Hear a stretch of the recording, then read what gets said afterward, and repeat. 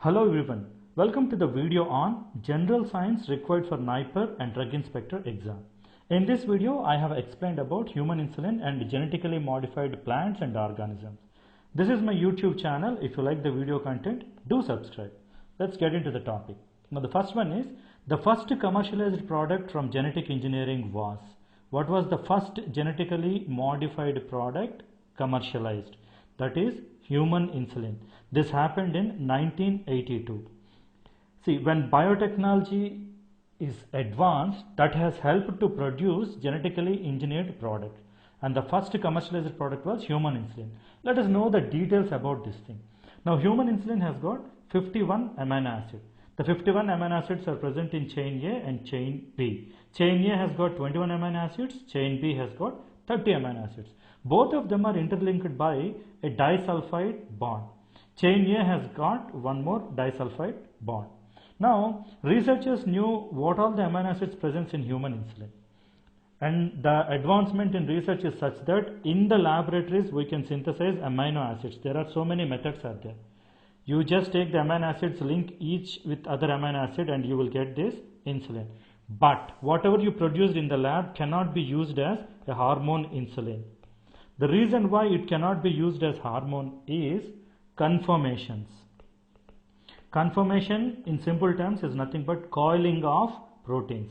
What happens is, in biological systems or the proteins, when they are formed, they will acquire structures, primary structure, secondary structure, tertiary and quaternary structure. These structures will increase the coiling or conformation. Whatever the protein we synthesize in the lab, it will be in only primary structure form, wherein you have amino acids linked with one another. But the coiling is not possible in the lab, it is only possible in a living cell. That is the reason why you cannot prepare a insulin in lab and administer it. So to avoid this problem, researchers has come up with this genetic engineering. What was the technique? Let us see about this. See, researchers have identified the gene responsible for insulin hormone production. Now they have isolated a plasmid, a DNA from a bacterium. To that plasmid, this insulin producing gene was inserted. See, look at this. This is the gene which is inserted into this plasmid. Now again, this plasmid is introduced into the bacterium. This is a recombinant DNA. Excuse me. The reason why it is called as recombinant is it is combined with human DNA. So this is called recombinant DNA, and the technology which uses this is known as recombinant technology. Now this bacterium is placed in a fermentation tank wherein you have enough nutrient to provide the growth of this bacterium. When the growth of the bacterium is encouraged, it will be producing multiple copies of insulin because it has got that insulin producing gene. And these products are isolated and they are marketed. This is how genetically engineered insulin is prepared. So this is the technology. Moving to the next one. Now see, Lantus is a brand name for insulin glargine, is a product of. It is a long acting insulin. It is a product of which company? See, every company is an important one. Novartis is a Swiss company or Switzerland company. Pfizer is of USA one. Sanofi Aventis, see, Sanofi is acquired Aventis in the year 2004 and the company is known as Sanofi Aventis, and this is a French company. This is from France. Novo Nordisk is a Danish company. Now see, all these companies play a major role in pharmaceutical production. This product insulin glargine is from Sanofi Aventis. Now Danish means Denmark, French means France, Swiss means Switzerland.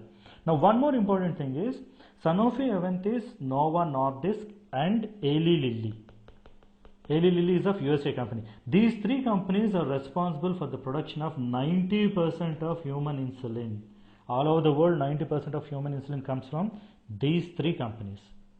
So this is the significance. So the insulin glargine is from Sanofi Aventis.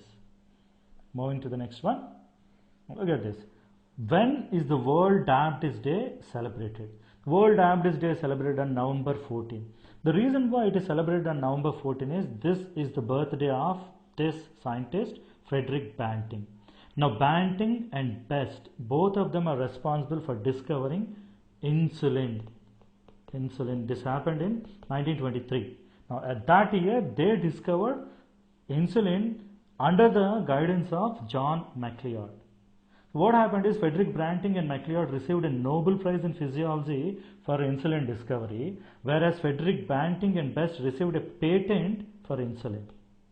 Now, you know the uniqueness of Frederick Banting is he never wanted to patent this insulin because he thought it is unethical. So he is a Canadian professor. So he sold his insulin for $1 to University of Toronto. This is nothing. This money is nothing. He never wanted to patent it. He just quoted $1 money. So this is the greatness of this man. But anyhow, coming back to the topic, World Diabetes Day is celebrated on November 14 because it is the birthday of Frederick Banting. All these three are important people who discovered insulin. Frederick Banting and Best received a patent for insulin, whereas Banting and MacLeod received Nobel Prize for Physiology and Medicine for the discovery of insulin. Moving to the next one. Now, which is the only genetically modified crop or food plant approved in India? Now, you know there are a lot of genetically modified plants and crops out there, but the one which is only approved in India is BT cotton.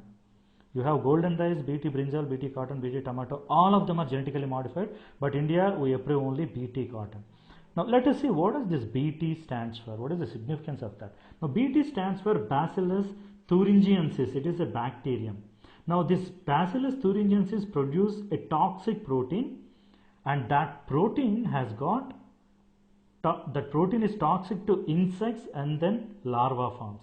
So that protein acts as insecticide. This is what is the significance. So this bacteria produces a protein that acts as insecticide. Now before biotechnology advancement, the BT toxins were sprayed on plants to ward off insects. This BT toxin was sprayed on plants. But nowadays what genetic engineering is doing is it is including this toxic producing protein into the plants, so the plant itself produce this protein so that the plant itself act as an insecticide. See, now plants are made to produce them through gene introduction. This is nothing but genetic engineering. So this is the significance of BT1. Wherever you see BT, it indicates Bacillus thuringiensis. So in India, only BT cotton is approved. Moving to the next one. Now see the same thing. I have given this one, take a snapshot of this, which is a useful one. See, genetically modified crops are known as GM crops. Now a crop which has a gene artificially inserted from another species is known as genetically modified crop. Now most of them has got either pest resistant or herbicide tolerant one. Now in India, only approved one is GM crop, only approved one is BT cotton. No other one is approved in India. Moving to the next one. Now the golden rice, there is something called as golden rice, is rich in which vitamin? See, this is what is a normal rice is. The golden rice appears like this. Because of its color appears as gold, it is called as golden rice. Now the basic reason why golden rice is produced is to get beta carotene, which is nothing but vitamin A.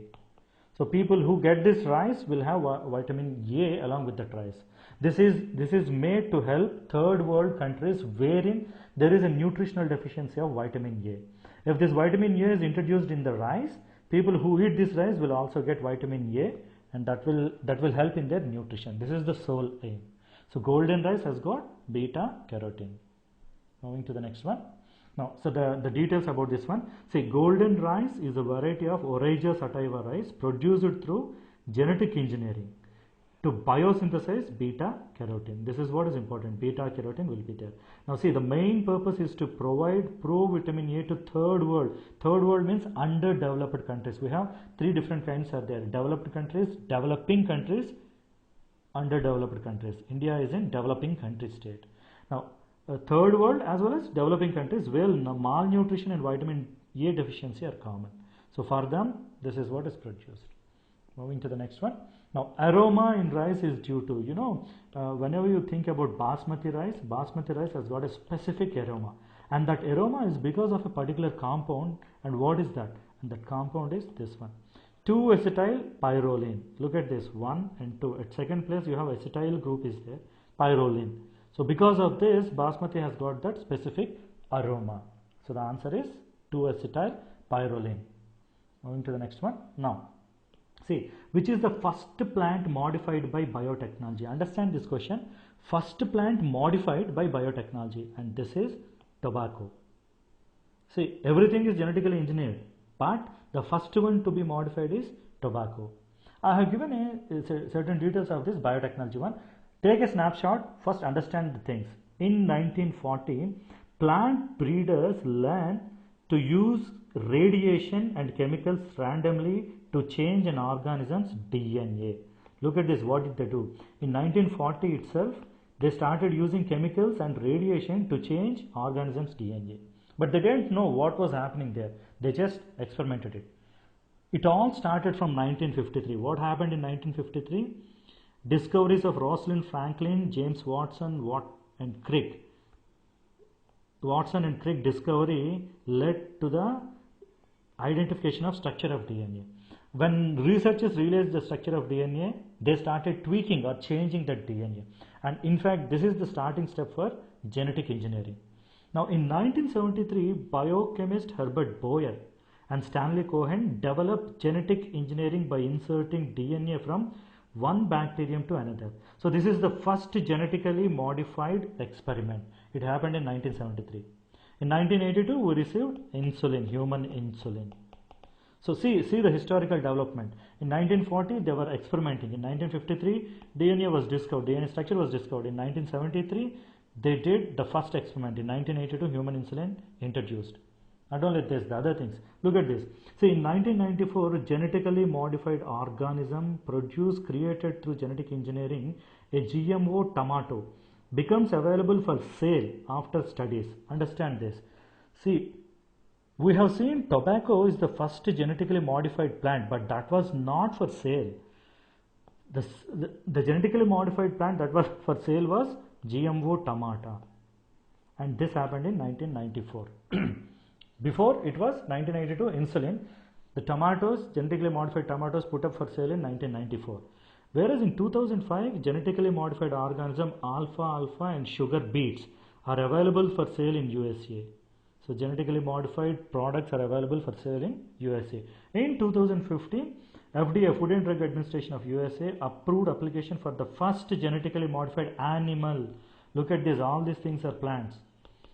Before that, insulin is not a plant or not an organism, it is just a genetically modified product. It is a product. Whereas plants are these things. Whereas animal is salmon. And it is used as food in 2015. So all these things are important, which will comes under this genetically modified products. Thank you for watching this video. If you like the video, do subscribe.